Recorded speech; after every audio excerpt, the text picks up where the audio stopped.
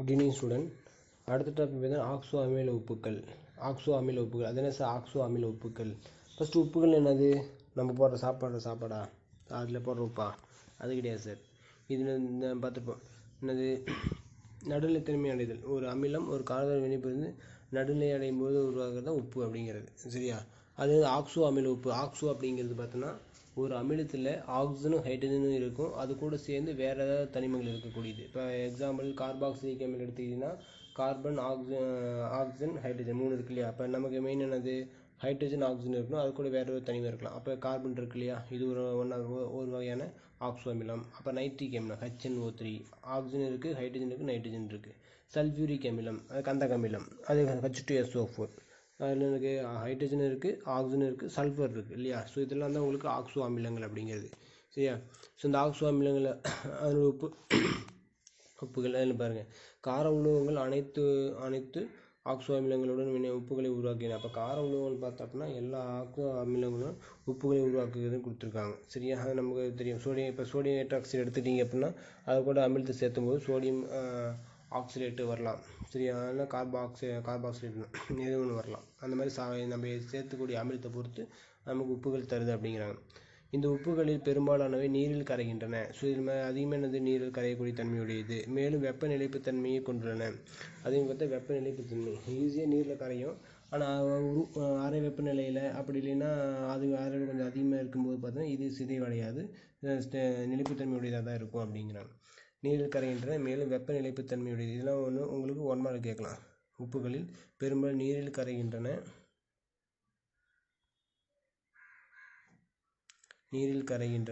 மேலும் வெப்ப நிலைப்புத்தன்மையை கொண்டுள்ளன. ஸோ அதுக்கு தொகுதியில் மேலிருந்து கீழாக செல்ல நேர்மின் தன்மை அதிகரிப்பதால் மேலிருந்து கீழிருந்து வரும்போது நேர்மின் தன்மை அதிகரிப்பதால் கார்பனேட்டுகள் மற்றும் பைகார்பனேட்டுகள் நிலைப்புத்தன்மை அதிகரிக்கின்றன. நேர்மின் தன்மை அதிகமாக இருக்குது, அதனால் கார்பனேட்டுகள் மற்றும் பைகார்பனேட்டுகளுடைய நிலைப்புத்தன்மை அதிகமாக இருக்குது அப்படிங்கிறாங்க. இதற்கு காரணம் கார உலோகங்கள் நேர் அயனிகளின் முனைவாக்கு திறன் குறைவதே ஆகும். அதே முனைவாக்கு திறன் அப்படின்னா இப்போ எடுத்துக்காட்டு சோடியம் குளோரைடு எடுத்துக்கோங்களேன், NaCl. எப்படி பிரியும் உங்களுக்கு? Na ப்ளஸ் Cl மைனஸ்னு பிரியும் இல்லையா? ஸோ இப்போ இதில் பாருங்கள், ஒரு உப்பு சோடியம் குளோரைடு உப்பு எடுத்துக்கிட்டோம். இது என்ன பிரிஞ்சிருக்கு? 2 முனையில் பிரிஞ்சிருக்கா? ஒன்று வந்து நேர்மின் முனை, இன்னொன்று எதிர்மின் முனை பிரிஞ்சிருக்கா? ஸோ இது உங்களுக்கு முனைவாக்கல் அப்படிங்கிறது. ஸோ இதனுடைய தன்மை குறைவாக இருக்கிறதுனால எனது நிலைப்புத்தன்மை அதிகமாக இருக்குது அப்படிங்கிறாங்க. குறைவதே ஆகும். உலோக அயனிகளின் முனைவாக்குத்திறன் குறைவதே ஆகும். கார உலோகங்களின் கார்பனேட்டுகள், அதாவது கார்பனேட்டுங்கிறது மெட்டல் கார்பனேட், இந்த எம்ங்கிறது உலோகம், ஏதோ ஒரு உலோகம். கார்பனேட்டுக்கு இணையத்தில் 2 இருக்குது, -2 அப்படிங்கிறதுனால இங்கே உலோகத்தின் இடத்துல +1 ஆக்சிஜனேற்ற நிலை இல்லையா? ஸோ அதனால் 2 எடுத்துக்கிட்டு சமநிலைப்படுத்துகிறாங்க. ஸோ இதில் பார்த்தீங்க அப்படின்னா உலோக கார்பனேட்டுகள் 1273 கெல்வின் வெப்பநிலை வரை குறிப்பிடத்தக்க நிலைப்புத்தன்மை கொண்டுள்ளன. ஸோ அது வரைக்கும் பார்த்தப்ப நிலைப்புத்தன்மையாக தான் இருக்கும். 1273 வெப்பநிலைக்கு மேலே வெப்பப்படுத்தும் போது தான் அது சிதைவடையுது அப்படிங்கிறாங்க. குறிப்பிட்ட நிலைப்புத்தன்மை கொண்டுள்ளன. இந்த வெப்பநிலைக்கு மேல் முதலில் உருகி பின்னர் இறுதியாக சிதைவடைந்து ஆக்சைடுகளை உருவாக்குகின்றன. ஸோ இந்த வெப்பநிலைக்கு மேல் முதலில் உருகி பின்னர் இறுதியாக சிதைவடைந்து ஆக்சைடுகளை உருவாக்குகின்றன. எனினும் நிலைப்புத்தன்மை குறைந்து மேலும் உடனடியாக சிதைவடைகிறது. உருகி பின்னர் இறுதியாக சிதைவடைந்து ஆக்சைடுகளை உருவாக்குகின்றன. முடிஞ்சா? எனினும் லித்தியம் கார்பனேட்டு Li2CO3 நிலைப்புத்தன்மை குறைந்து மேலும் உடனடியாக சிதைவடைகிறது. ஸோ இப்போ லித்தியம் கார்பனேட் ஏன் சார் முன்னாடியே பார்த்தோம் நிலைப்புத்தன்மை அதிகமாக இருக்குது அப்படின்னு, இது மட்டும் ஏன் சார் அப்படின்னு பார்த்தோன்னா இதோட உருவளவு லித்தியத்தின் உருவளவு கார்பனேட்டு ஒப்பிடும்பொழுது லித்தியத்தின் உருவளவு மிக குறைவாக இருப்பதனால இதுக்கு என்ன நிலைப்புத்தன்மை இல்லை அப்படிங்கிறாங்க. எனினும் லித்தியம் கார்பனேட் நிலைப்புத்தன்மை குறைந்து மேலும் உடனடியாக சிதைவடைகிறது. இப்போ லித்தியம் கார்பனேட்டு வெப்பப்படுத்தும் போது லித்தியம் ஆக்சைடாகவும் கார்பன் டை ஆக்சைடு மூவ் ஆகுது இல்லையா? ஸோ இது வந்து என்ன சொல்ல உங்களுக்கு சைஸ் உருவளவு சின்னதாக இருக்கிறதுனால ஈஸியாக சிதைவடைஞ்சது அப்படின்னு நம்ம சொல்லலாம். சரிங்களா? அடுத்தது பார்த்தீங்க அப்படின்னா ஓகே, இதுக்கு முதல் காரணம் என்ன பார்த்தா லித்தியம் ப்ளஸ் மற்றும் கார்பனேட் அயனிகளுக்கு இடையேயான அதிக அளவு உருவளவு வேறுபாடு. ஸோ லித்தியம் வந்து உருவளவு சின்னதாக இருக்குது, கார்பனேட் இப்போ உருவளவு பெருசாக இருக்கிறதுனால உருவளவு வேறுபாடு காரணமாக நிலைப்புத்தன்மை குறைந்து காணப்படுது அப்படிங்கிறாங்க. சரியா? அதிக உருவளவு வேறுபாடு படிக கூட்டி நிலைப்புத்தன்மையற்றதாகிறதே ஆகும். சரி, படிக கூட்டி நிலைப்புத்தன்மையற்றதாக மாறுது. மிக அதிக காரத்தன்மை கொண்டிருப்பதால் லித்தியம் தவிர்த்து மற்ற கார உலோகங்கள் திண்ம பைகார்பனேட்டுகளை உருவாக்குகின்றன. ஸோ அதுக்கடுத்து பார்த்தோன்னா மிக அதிக காரத்தன்மை கொண்டிருக்குது அப்படிங்கிறாங்க. அதிக காரத்தன்மை கொண்டிருக்குது, மிக அதிக காரத்தன்மை கொண்டிருப்பதால் லித்தியம் தவிர்த்து மற்ற கார உலோகங்கள் திண்ம பைகார்பனேட்டுகளை உருவாக்குகின்றன. ஸோ அதேமாதிரி வந்து லித்தியத்தை தவிர மீதி எல்லாமே பார்த்தீங்கன்னா திண்ம பைகார்பனேட்டுகளை உருவாக்குகிறது அப்படிங்கிறாங்க. லித்தியம் தவிர்த்து மற்ற கார உலோகங்கள் திண்ம பைகார்பனேட்டை உருவாக்குகின்றன. வேறு எந்த உலோகமும் திண்ம பைகார்பனேட்டை உருவாக்குவதில்லை. அதாவது கார உலோகங்கள் மட்டுமே அவங்களுக்கு திண்ம பைகார்பனேட் உருவாக்குது, மற்ற உலோகங்கள் உருவாக்குவது கிடையாது. லித்தியம் உருவாக்குவது கிடையாது. லித்தியம் வந்து உருவில் சின்னதாக இருக்கிறதுனால அதனால் உருவாக்க முடியாது அப்படிங்கிறாங்க. ஸோ அதுக்கு இதை எடுத்துக்காட்டு கொடுத்துருக்காங்க, அதை பார்த்துக்குவோம் சரிங்களா. அடுத்தது பார்த்தா அனைத்து கார்பனேட்டுகளும்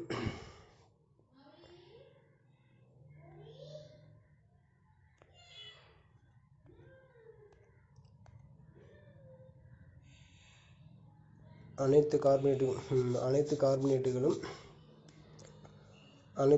பைகார்பனேட் நீரில் கரைகின்றன. ஸோ கார்பனேட் பைகார்பனேட் எல்லாமே நீரில் கரையுது. மேலும் தொகுதியில் மேலிருந்து கீழாக செல்லும்போது பார்த்தீங்க அப்படின்னா அப்படின்னு கரைதிறன் வேகமாக அதிகரிக்கின்றன. தொகுதியில் மேலிருந்து கீழாக வரும்போது தான் கரைதிறன் அதிகரிக்குது. அப்படி பார்த்தீங்கன்னா சீசியம் ருபீடியம் அதிகமாக கரையும். எதை ஒப்பிடும்போது சோடியம் பொட்டாசியம் ஒப்பிடும்போது இது அதிக கரைதிறன் கொண்டதாக இருக்கும் அப்படிங்கிறாங்க. வேகமாக கரையும். தொகுதியில் கீழாக செல்ல செல்ல படிகக்கூடு ஆற்றல்கள் நீரேற்ற ஆற்றல்களை விட மிக வேகமாக குறைவது. படிகக்கூடு ஆற்றல் வந்து நீரேற்ற ஆற்றல் குறைஞ்சி காணப்படுறதுனால ஈஸியாக நீரில் கரையும் தன்மை உடையதுங்கிறாங்க.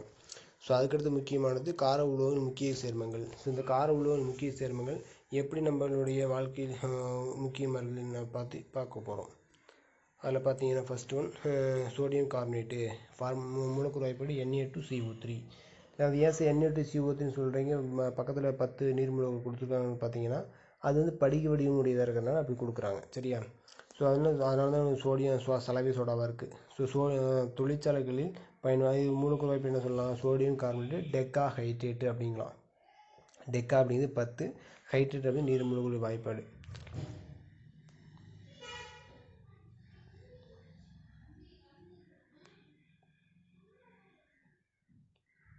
தொழிற்சாலைகளில் பயன்படும் கனிம சேர்மங்களில்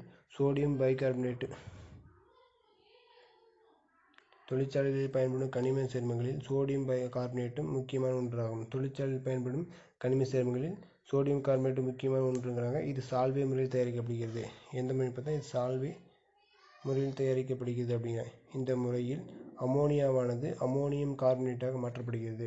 ஸோ ஃபஸ்ட்டு என்னது அமோனியா NH3 வந்து அமோனியம் NH4CO3 மாறுது அப்படிங்கிறாங்க. அது பின்னர் அமோனியாவால் தெவிட்டிய நிலையில் உள்ள சோடியம் குளோரைடு கரைசலின் வழியே அப்போ அந்த அமோனியம் கார்பனேட்டு சோடியம் குளோரைடு கரைசலை செலுத்தி சோடியம் கார்பனேட்டாக மாற்றணும் அப்படிங்கிறாங்க. வழியே அதிக அளவு கார்பன் டை ஆக்சைடு செலுத்துவதன் மூலம் அமோனியம் பைகார்பனேட்டாக மாற்றப்படுகிறது. இதனால் உருவான அமோனியம் பைகார்பனேட்டு சோடியம் குளோரைடு இணைப்பட்டு சோடியம் பைகார்பனேட்டாக மாறுது அப்படிங்கிறாங்க. அதில் பாருங்கள் வினைக்கீழே கொடுத்துருக்காங்க பாருங்கள். சோடியம் பைகார்பனேட் மற்றும் அமோனியா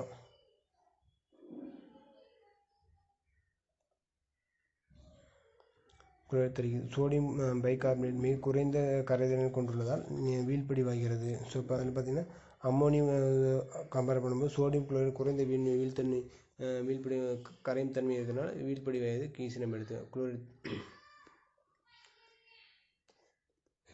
சோடியம் பைகார்பனேட் மற்றும் அம்மோனியம் குளோரைடை தருகிறது. சோடியம் பைகார்பனேட் மிக குறைந்த கரைதிறனை கொண்டுள்ளதால் வீழ்படிவாகிறது. அம்மோனியம் பைகார்பனேட் கம்பேர் பண்ணும்போது சோடியம் பைகார்பனேட் குறைந்த கரைதிறன் கொண்டதால் வீழ்படிவாகி கீழே இருக்கும். மீது எல்லாமே வெளியே தெரியலாம். சோடியம் பைகார்பனேட் பிரிக்கப்பட்டு வெப்பப்படுத்தி சோடியம் கார்பனேட் பெறப்படுகிறது. ஸோ இப்போ என்னது வெப்பப்படுத்தி பிரிக்கப்பட்டு பெறப்படுகிறது சோடியம் கார்பனேட் பெறப்படுகிறாங்க. இந்த வினையுடன் தொடர்புடைய வினைகளுக்கு கொடுத்துருவாங்க பாருங்கள். ஸோ ஃபஸ்ட்டு அம்மோனியா நம்ம நீர் மூலக கார்பனேட் சேர்த்து அம்மோனியம் கார்பனேட்டாக மாற்றப்படுகிறது. அம்மோனியம் கார்பனேட் அது மறுபடியும் என்ன பண்ணுறாங்க, தெவிட்டி நீரில் கார்பன் டை ஆக்சைடு நீர் கூட சேர்த்து அம்மோனியம் பைகார்பனேட் மாற்றுறாங்க. NaHCO3 மாற்றுறாங்க. ஸோ இந்த NH4HCO3 எந்த கரைசலில் செலுத்துகிறாங்க, தெவிட்டி நீரில் சோடியம் குளோரைடு கரைசல் செலுத்தி சோடியம் பைகார்பனேட்டை மாற்றுறாங்க. இது எப்படி சார்னு பார்த்தீங்க அப்படின்னா சோடியம் பைகார்பனேட் இந்த வினை அப்படியே எடுத்துக்கோங்க. NaHCO3 இது எடுத்துக்கோங்க. மீதி இருக்குது NH4Cl இருக்கு இல்லையா, NH4Cl. இந்த 2 வராது சார், விட்டுருங்க, இது தப்பு. இந்த 2 அடிச்சு விட்ருங்க. புக்கில் இருந்தால் பாருங்கள், இல்லைன்னா இருந்தால் அடிச்சு விட்ருங்க, இல்லைன்னா விட்டுருங்க, கரெக்ஷன் பண்ணி வந்துருக்கும். அடுத்து அந்த அம்மோனியம் பைகார்பனேட்டு வெப்பப்படுத்தும் போது அம்மோனியம் கார்பனேட்டு நீர் மூலக்கூறு. இது எப்படி சார்னு பார்த்தீங்கன்னா, இந்த வினையை சொல்கிறேன் பாருங்க. ஃபஸ்ட் என்ன பண்ணுவாங்க, எழுதிக்கோ. 2 மூலக்கூறு சோடியம் பைகார்பனேட் எடுத்துருக்காங்களா, NaHCO3, இன்னொரு மூலக்கூறு NaHCO3 எடுத்துக்கலாமா. அதுக்கடுத்து இப்போ என்ன பண்ணுறாங்க, சோடியம் கார்பனேட் ஃபார்முலா Na2CO3 இல்லையா. ஸோ இதை மட்டும் நம்ம எடுத்துக்கலாம், Na2CO3 எடுத்தாச்சா. மீதி என்ன சார் இருக்குன்னு பார்த்தீங்கன்னா, இந்த 2 ஹைட்ரஜன், இதில் ஒரு ஆக்சிஜன் எடுத்துக்கோ. நீர் மூலக்கூறு வெளியே போயிருதா, இங்கே வந்துச்சு நீர் மூலக்கூறு, சோடியம் கார்பனேட் வந்துருச்சு. மீதி இருக்கக்கூடியது என்னது, இருக்கக்கூடிய ஒரு கார்பன் டை ஆக்சைடு மட்டும்தான். அந்த கார்பன் டை ஆக்சைடு வந்துருச்சு. இப்போ வினை புரியுதுங்களா. ஸோ புரியலனாலும் இன்னொரு போட்டு பாருங்கள், டவுட்டாக இருந்தால் கேட்டுங்க, ஓகேவா. அதுக்கடுத்து பார்த்தீங்கன்னா, இறுதியில் கிடைக்கும் அம்மோனியம் குளோரைடு. அம்மோனியம் குளோரைடுங்கிறது எங்கே இருக்குது, இங்கே இருக்குது இல்லையா. இந்த இறுதியில் அம்மோனியம் குளோரைடு எது கூட வினைப்படுத்த, கால்சியம் ஹைட்ராக்சைடு சேர்த்து இம்முறையில் பயன்படுத்தப்பட்ட அம்மோனியாவை மீட்டெடுக்கலாம். இது பயன்படுத்துகிற அம்மோனியா எப்படி சார் மீட்டெடுக்குன்னு பார்த்தோம்னா, கிடைச்சிருக்கிற அம்மோனியம் குளோரைடு கூட calcium hydroxide. So ammonium chloride NaHC4Cl2 ammonium chloride, அது கூட கால்சியம் ஹைட்ராக்சைடு CaOH twice போட்டோம்னா நமக்கு என்ன கிடைக்கும், கால்சியம் குளோரைடு 2 மூலக்கூறு வெளியே போயிடும், CaCl2 போச்சு. அப்படின்னா அம்மோனியத்தினா இதை ஹீட் பண்ணால் வாட்டர் மாலிகுலர், ஆக்சிஜன் ஏர் தனியாக வெளியே போயிடும். ஸோ இந்த மாதிரி நமக்கு கிடைக்கும். அப்படி இந்த வினை கொடுத்தோம் இல்லையா. இம்முறையில் பயன்படுத்துகிற அம்மோனியாவை மீட்டெடுக்க முடியும், கால்சியம் குளோரைடை துணை பொருளாக பெறலாம். இந்த வினைக்கு தான் இந்த வினையை நான் எழுதியிருக்கேன், சரிங்களா. அடுத்தது பண்புகள். சோடியம் கார்பனேட்டு பொதுவாக சலவை சோடா என அழைக்கப்படுகிறது, அறியப்படுகிறது. ஸோ இதில் சோடியம் கார்பனேட் சலவை சோடா என அறியப்படுகிறது. இது வெந்நீர படிகமான டெக்காஹைட்ரேட்டாக படிகமாகிறது. ஏன் அந்த படிகமாக இருக்கிறதுக்கு என்ன காரணம்னு பார்த்தோன்னா, எல்லா பவுட்ரு கூடியும் எல்லா உப்புகளோட நீர் மூலக்கூறு இருந்தால் படிகமாக இருக்கும் அப்படிங்கிறாங்க, சரியா. அதுக்கடுத்து பார்த்தீங்க அப்படின்னா,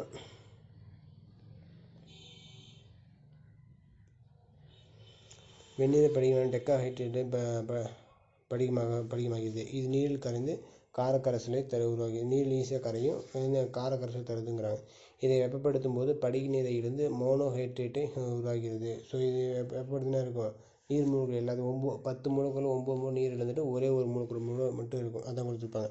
இதை வெப்பப்படுத்தும் போது படிக நீரிலிருந்து மோனோஹைட்ரேட்டு, ஒரே ஒரு மூலக்கூறு இருக்கக்கூடிய சோடியம் கார்பனேட் மோனோஹைட்ரேட்டை மட்டும் தருது அப்படிங்கிறாங்க, உருவாக்குகிறது. மேலும் 373 கெல்வின் வெப்பநிலைக்கு மேல் இந்த மோனோஹைட்ரேட்டை முழுவதுமாக வெந்நீர பொடியாக மாறுகிறது. ஸோ அதுக்கு 373 கெல்வின் வெப்பநிலைக்கு மேலே நீங்கள் வெப்பப்படுத்துனீங்க அப்படின்னா, ஏன்னா இருக்கக்கூடிய ஒரு நீர் மூலக்கூறை இழந்துட்டு சோடியம் கார்பனேட்டை மட்டும் கிடைக்குது. இதுதான் நம்ம என்ன சொல்கிறாங்க, இது சோடா சாம்பல் என அழைக்கப்படுகிறது, சரியா. சோடா சாம்பல் அப்படிங்கிறது சோடியம் கார்பனேட் மட்டும்தான். சலவை சோடா அப்படிங்கிறது சோடியம் கார்பனேட்டு டெக்காஹைட்ரேட் 10 நீர் மூலக்கூறு இருக்கும். அதை 373 கெல்வின் வெப்பநிலைக்கு மேலே வெப்பப்படுத்தும் போது தான் உங்களுக்கு சோடா சாம்பல் Na2CO3 கிடைக்குதுங்கிறாங்க. பயன்களை பாருங்கள். சோடியம் கார்பனேட் வந்து சலவை சோடா என அறியப்படுகிறது. இது துணிகளுக்கு பயன்படுகிறதுங்கிறாங்க. அதுக்கடுத்து பார்த்தீங்கன்னா, இது பண்பறி பகுப்பாய்வு மற்றும் பருமநிலை பகுப்பாய்வில் முக்கியமான ஆய்வக காரணியாக பயன்படுகிறது. இது செய்முறையில் பார்ப்பீங்க. அடுத்தது இது கடின நீரை மென்னீராக மாற்றும் செயல்முறையில் பயன்படுகிறது. கடின நீரை மென்னீராக மாற்ற இது பயன்படுத்துகிறாங்க. இது கண்ணாடி, காகிதம், பெயிண்ட் போன்றவைகளை தயாரிக்க பயன்படுகிறது. இதுக்கெல்லாமே பயன்படுது. அடுத்து சோடியம் குளோரைடு.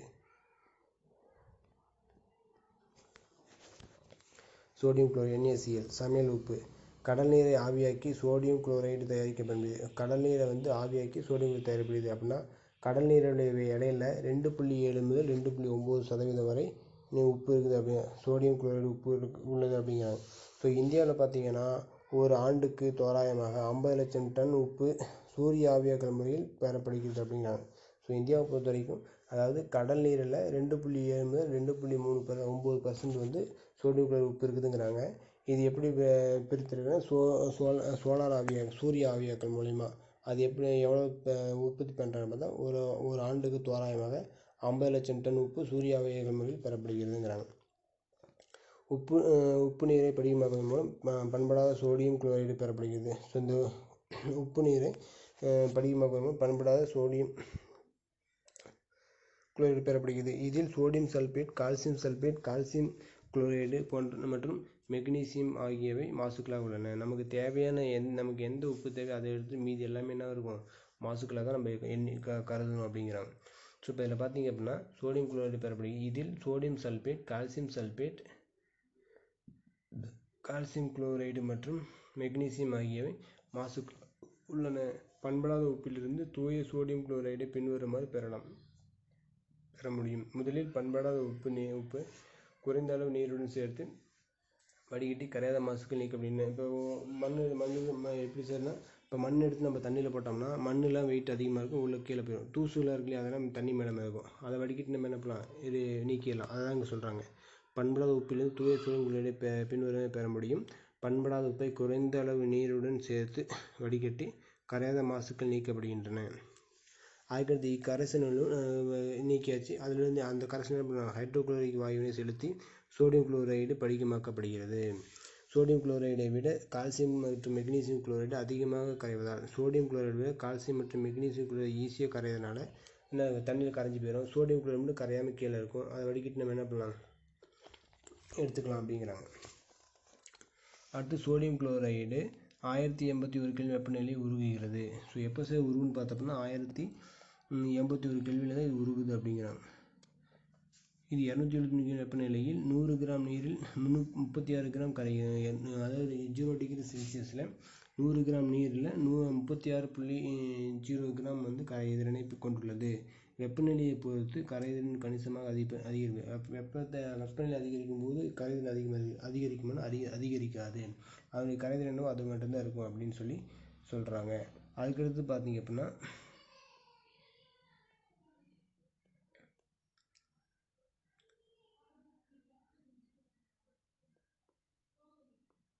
அதுக்கடுத்து பயன்கள் பாருங்கள். வீட்டு உபயோகத்திற்காக சாதாரண உப்பு, சமையல் உப்பு பயன்படுகிறது. சோடியம் ஹைட்ராக்சைடு மற்றும் சோடியம் கார்பனேட் போன்ற பல கனிம சேர்மங்கள் தயாரிப்பு பயன்படுகிறது. சரி, அதுக்கடுத்து பார்த்தீங்கன்னா சோடியம் ஹைட்ராக்சைடு வர்த்தக ரீதியாக கேஸ்டனர் கெல்லர் மின்கலத்தில் உப்பு நீரை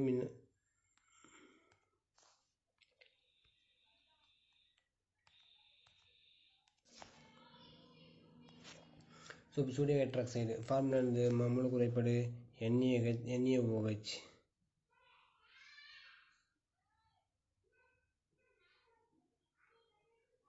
சோடியம் ஹைட்ராக்சைடு NaOH வர்த்தக ரீதியாக கேஸ்டனர் கெல்லர் மின்கலத்தில் உப்பு நீரை இது நோட் பண்ணிக்கோங்க. என்ன முறைனா கேஸ்டனர் கெல்லர், சரியா? அது சோடியம் கார்பனேட்டு என்னது சால்வேட் முறை, அதை பார்த்துக்குவோங்க. அதுக்கடுத்து இதில் பாருங்கள், உப்பு நீரை மின்னார் பக்கத்தில் சோடியம் ஹைட்ராக்சைடு தயாரிக்கப்படுகிறது. மின்னார் பக்கத்தில் அப்படிங்கிற முன்னாடி சொல்லியிருப்பேன். எந்த உலோகத்தை நீங்கள் பிரித்திருக்குமோ அந்த உலோகத்தினுடைய உப்பு கரைசலை ஒரு பீக்கர் எடுத்துக்கிட்டு என்ன பண்ணலாம், 2 உலோகத்தை செலுத்தணும். நேர்மின்வாய் எதிர்மின்வாய் செலுத்தி கரண்டை செலுத்தும் பொழுது எதிரெதிர் அயனிகள் எதிரெதிர் உலோகத்தை போய் சேகரமாகும் நம்ம பார்த்துருப்போம். சரி, அதுதான் வந்து உங்களுக்கு அடிப்படையே, புரியுதா? அதாவது மின்னார் பகுத்தல் அப்படிங்கிறது பார்த்தீங்க அப்படின்னா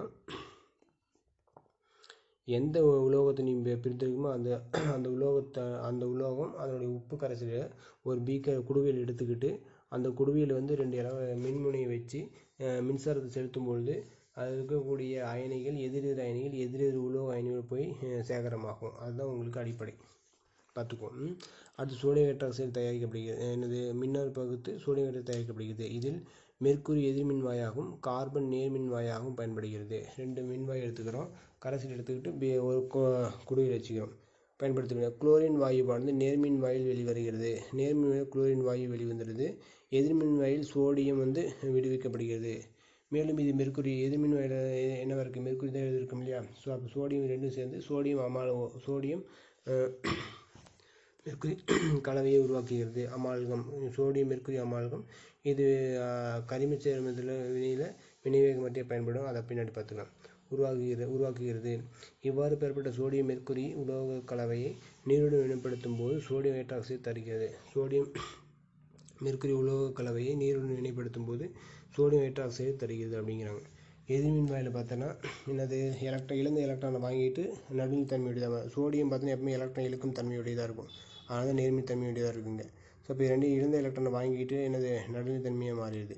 எதிர்மின் அப்படிங்கிறது குளோரின் எப்பவுமே எலக்ட்ரான் வாங்கிட்டு எதிர்மின் சுமையாக இருக்கும். ஸோ இப்போ வாங்கின குளோரின் வந்து எலக்ட்ரான் இழந்துட்டு நடுநிலை தன்மையுடையது. ஏன் சார் இங்கே வந்து 2 போடல இங்கே ஆஃப் போட்டிருக்கான்னு பார்த்தோன்னா, குளோரின் வாயு வந்து எப்போ மூலக்கூறாக தான் இருக்கும், அயனியாக இருக்காது. ஆனால் இங்கே வந்து அயனியாக கொடுத்துருக்கு, ஒரே ஒரு அயனியை கொடுத்தனால அதனால் இங்கே என்னது ஆறாம் மூலக்கூறு எடுத்து. அப்போ இந்த 2க்கு 2 கேன்சல் பண்ணிங்கன்னா Cl மட்டும் நமக்கு தனியாக கிடைக்கும். சரியா?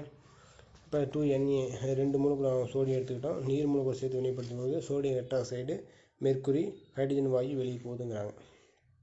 சரியா? அடுத்து சோடியம் ஹைட்ராக்சைடு ஒரு வெண்ணிற ஒளி கசியக்கூடிய மற்றும் நீர்க்கும் திண்மம். அப்போ சோடியம் ஹைட்ராக்சைடு வெண்ணிற ஒளி கசியக்கூடிய அப்படிங்கிறது பார்த்தா அப்படின்னா லைட் ஈஸியாக அப்சர்வ் பண்ணிக்கும், லைட்டு உறிஞ்சிக்கும். இப்போ உப்பு எடுத்துக்கிட்டு கலர் லைட்டு நீ பாஸ் பண்ணினா அந்த கலர் தகுந்த உப்பு நிறம் மாறும். அதான் ஒளி கசியக்கூடிய அப்படிங்கிறது. நீர் இருக்கும்னு ஈஸியாக நீரை அப்சர்வ் பண்ணி உறிஞ்சி வச்சுக்கும் தன்மையுடையது ஆகும். இது நீரில் கரைகிறது. இக்கரைசல் ஒரு வலிமை மிகுந்த காரக்கரைசல் ஆகும். இது வலிமை மிகுந்த காரக்கரைசல். இது 591 வெப்பநிலையில் உருகுகிறது. சோடியம் ஹைட்ராக்சைடு கரைசலின் புறப்பரப்பில் உள்ள மூலக்கூறுகள் வளிமண்டலத்தில் உள்ள carbon dioxide sodium hydroxide வெளியேறக்கூடிய உள்ள மூலக்கூறுகள் என்ன மாறுது, வளிமண்டலத்தில் உள்ள கார்பன் டை ஆக்சைடு வினைபுரிந்து சோடியம் கார்பனேட்டை உருவாக்குகிறது அப்படிங்கிறாங்க. புரியுதா? அதுக்கடுத்தது பார்த்தீங்கன்னா பயன்கள் பாருங்கள். சோடியம் ஹைட்ராக்சைடு ஆய்வக வினைக்கரணியாக பயன்படுகிறது. இது பாக்சைட்டு அலுமினியத்தின் தாது. 12வது படிக்க போகிறீங்க. பாக்சைடு தூய்மைப்படுத்தல் மற்றும் பெட்ரோலிய சுத்திகரிப்பில் பயன்படுகிறது. இது ஜவுளி தொழிலில் பருத்தி துணிகளை மேம்படுத்த பயன்படுகிறது. இது சோப்பு, காகிதம், செயற்கைப்பட்டு மற்றும் பல்வேறு வேதிப்பொருட்கள் தயாரிக்க பயன்படுகிறது. அடுத்து சோடியம் கார்பனேட்.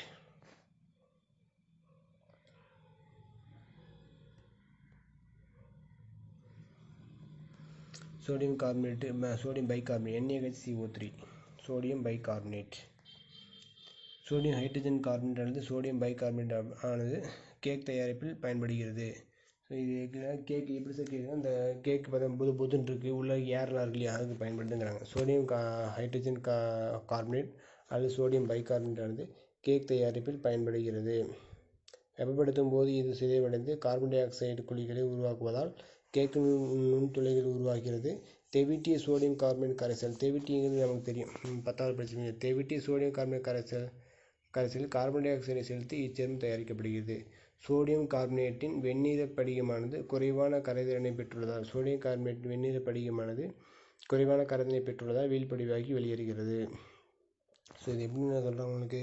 கேக்கு தயாரிப்பில் அந்த உள்ள துளைகளாக இருக்குல்லையா, அதெல்லாம் உருவாக்க பயன்படுது அப்படிங்கிறாங்க. அதுக்கு வந்து மெயினாக பயன்படுது. சோடியம் கார்பனேட் வெண்ணிற படிகமானது குறைவான கரைதிறனை பெற்றுள்ளதால் ஈஸியாக அதை வீழ்படிவாகி பிரித்து வைத்தல் அப்படிங்கிறாங்க. பயன்கள். இது முதன்மையாக கேக்கு தயாரிப்பில் பயன்படுகிறது. இது தோல் நோய் தொற்றிற்கு எதிரான மென்மையான திசு அழுகல் எதிர்ப்பொருளாக ஸ்கின் அலர்ஜின்னு சொல்கிறாங்க. அலர்ஜி அந்த இந்த பிப் மருந்துகள் அதுக்கெல்லாம் பார்த்தோன்னா எதிர்ப்பொருளாக பயன்படுத்துகிறாங்க. தீயணைப்பான்களில் பயன்படுகிறது. தீயணைப்பான்கள் அப்படிங்கிறது நம்ம பள்ளிக்கூடத்தில் வச்சுருப்பாங்க சிலிண்டர் ரெட் கலர் தீன்னு போட்டு வச்சுருப்பாங்க, ஃபயரு, அதில் இதில் இருக்கும் அப்படின்னு சொல்லி சொல்கிறாங்க. சரிங்களா?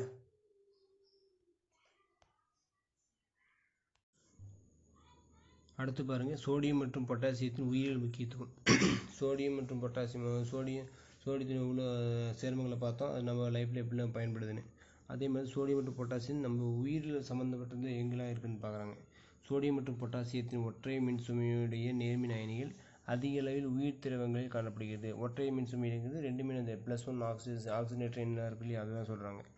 நேர் அயனிகள் அதிக அளவில் உயிர் திரவங்களில் காணப்படுகிறது. அயனி சமநிலை மற்றும் நரம்பு தூண்டலை கடத்துதல் ஆகிய செயல்களில் இந்த அயனிகள் முக்கிய பங்காற்றுகின்றன. இதில் அயனி சமநிலை மற்றும் நரம்பு தூண்டலை கடத்துதலில் இது 2 முக்கிய பங்காற்றுதுங்கிறாங்க. அதே மாதிரி பார்த்தோன்னா 70 கிலோ எடையில் ஒரு மனிதன் உடலில் 5 கிராம் இரும்பு மற்றும் 0.06 கிராம் காப்பருடன் ஒப்பிடும்போது எது அதிகமாக இருக்குது? சோடியம் பொட்டாசியம் அதிகமாக இருக்குது. போது சுமாராக 90 கிராம் சோடியம் மற்றும் 170 கிராம் பொட்டாசியம் இருக்குது அப்படிங்கிறாங்க. அதாவது 70 கிலோ எடையுடைய மனிதனுடைய எடையில் 5 கிராம் வந்து இரும்பும் 0.06 கிராம் வந்து காப்பரு ஒப்பிடும்போது சுமார் சோடியம் பொட்டாசியம் இருக்குது. சோடியம் பார்த்தீங்கன்னா 90 கிராமும் பொட்டாசியம் வந்து 170 கிராம் அதிகமாக இருக்குது அப்படிங்கிறாங்க. சரியா? அதேமாதிரி செல்களுக்கு வெளியே இரத்த பிளாஸ்மா மற்றும் செல்லை சூழ்ந்துள்ள இடைத்திரவங்களில் சோடியம் அயனிகள் முதன்மையாக காணப்படும். செல்களுக்கு வெளியே இரத்த பிளாஸ்மாவிலும் மற்றும் செல்லை சூழ்ந்துள்ள இடைத்திரவங்களில் சோடியம் அயனிகள் முதன்மையாக காணப்படுகின்றன. நரம்பு சமிக்கைகளை கடத்துவதில் இவ்வயனிகள் பங்கு வகிக்கின்றன. சிக்னல் கொடுக்குறது தான் சொல்கிறது. நர்வு சிக்னல் அப்படிங்கிறது தகவல் பரிமாற்றம். சரியா? அடுத்து இவ்வயனிகள் முக்கிய அயனிகள் பங்கு வகிக்கின்றன. செல் சவ்வுகளின் வழியே நீர் கடத்தலுக்கும் சர்க்கரை மற்றும் அமினோ அமிலங்களை செல்லின் உள்ளே கடத்துவதற்கும் இந்த அயனிகள் முக்கிய பங்காற்றுகின்றன. எங்கெங்க? செல் சவ்வுகளின் வழியே நீரை கடத்துவதற்கும் சர்க்கரை மற்றும் அமினோ அமிலங்களை செல்லின் உள்ளே கடத்துவதற்கும் இந்த அயனிகள் முக்கிய பங்காற்றுகின்றன அப்படிங்கிறாங்க. அடுத்து சோடியம் மற்றும் பொட்டாசியம் ஒத்த வேதிப்பண்புகளை கொண்டிருந்த போதிலும் இந்த அயனிகளை கடத்தும் வழிமுறைகள் மற்றும் நொதிகளை செயலுற வைப்பதிலும் செல் சுவரை ஊடுருவதில் இவைகள் குறிப்பிடத்தக்க வேறுபாட்டினை பெற்றுள்ளன. ரெண்டுமே ஒரே கெமிக்கல் ப்ராப்பர்ட்டி தான். ஆனால் எதில் மட்டும் வேறுபடுது? நொதிகளை செயலுற வைக்கிறதும் அதுக்கடுத்து பார்த்தீங்கன்னா அயனிகள் கடத்தும் வழிமுறைகள் மற்றும் நொதிகளை செயலுற வைப்பதிலும் செல் சுவரை ஊடுருவதிலும் இவைகள் வேறுபட்ட பண்புகளை கொண்டிருக்குதுங்கிறாங்க. அதில் பார்த்தீங்கன்னா செல் திரவங்களின் உள்ளே பொட்டாசியம் அயனியானது அதிக அளவில் காணப்படுகிறது. செல் திரவத்துக்கு உள்ளார பார்த்தீங்கன்னா பொட்டாசியம் அதிகமாக காணப்படுதுங்கிறாங்க. இங்கே அவைகள் பல நொதிகளை செயலுற செய்கிறது அப்படிங்கிறாங்க. என்னென்னு பார்த்தோன்னா குளுக்கோஸ் ஆக்சிஜன் அடைய செய்து ATP அடினைன் ட்ரைபாஸ்பேட் அப்படிங்கிற ஒரு நொதியை உருவாக்குது. ATPயை உருவாக்குகிறது. நரம்பு சமிக்கைகளை கடத்துவதில் சோடியம் பொட்டாசியம் இணைப்பி முக்கிய பங்காற்றுகிறது. இந்த வடிவமைப்பு வச்சு பார்த்துக்கலாம் அப்படிங்கிறாங்க. ATP இதெல்லாம் பார்த்தா நீங்கள் பாட்னி தாவரவியலில் படிச்சிருப்பீங்க, உயிரியலில் படிச்சிருப்பீங்க இல்லையா? அதில் பார்த்துக்கோங்க. அடுத்தது பார்த்தீங்கன்னா அடுத்த டாபிக் என்னது? காரமண் உலோகங்கள். காரமண் உலோகங்கள் அப்படிங்கிறது கார உலோகங்களே மாதிரி தான். ஆனால் இது எங்கே அதிகமாக மண்ணிலிருந்து வெட்டி எடுக்கிறதுனால காரமண் உலோகங்கள் அப்படிங்கிறாங்க. நவீன தனிம அட்டவணையில் 2ஆம் தொகுதியானது beryllium, magnesium, calcium, strontium, beryllium, magnesium, calcium, strontium, barium மற்றும் ரேடியம் ஆகிய தனிமங்களை கொண்டுள்ளது. பெரிலியத்தினை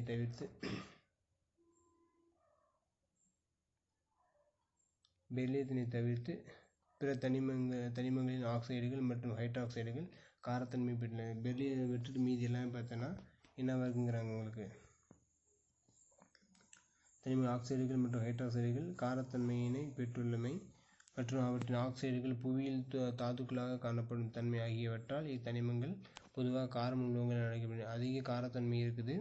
இது ஆக்சைடு, ஹைட்ராக்சைடு. அது இல்லாமல் இவற்றின் ஆக்சைடுகள் எங்கிருந்து தாதுக்களாக புவியில் வெட்டிட்டு இருக்கிறதுனால காரமண் உலோகங்கள் என்ன அழைக்கப்படுதுன்னு கொடுத்துருக்காங்க. அதோட வடிவமைப்பு கொடுத்துருக்காங்க, பார்த்துக்கோங்க. அதுக்கடுத்து பார்த்தீங்கன்னா அதனுடைய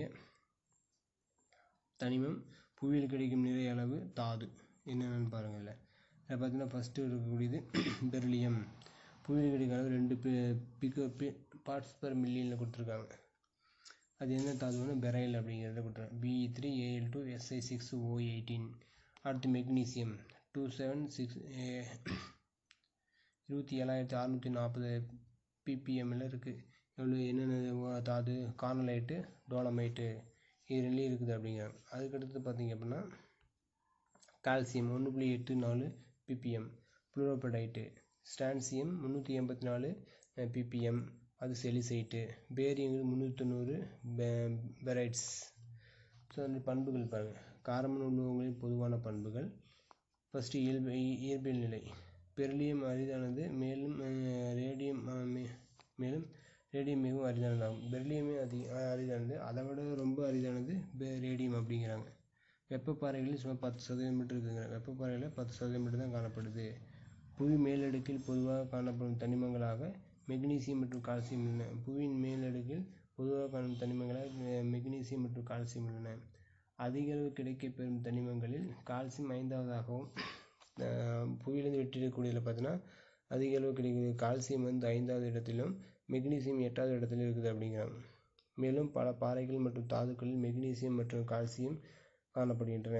பொதுவாக இருக்கக்கூடியது பல பாறைகளில் கால்சியம் மெக்னீசியம் காணப்படுதுங்கிறாங்க. அடுத்தது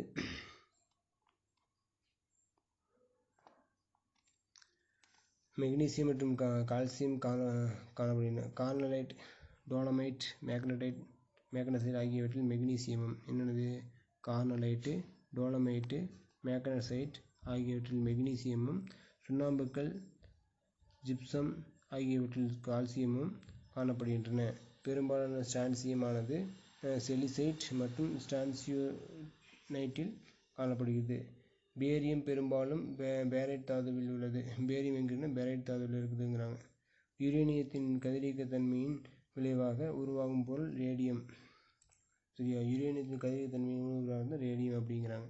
அதனால் யுரேனியத்தை கொண்டுள்ள தாதுக்களில் ரேடியம் காணப்படுகிறது. அதுன்னு முடிக்கிறாங்க சார். Okay, thank you sir.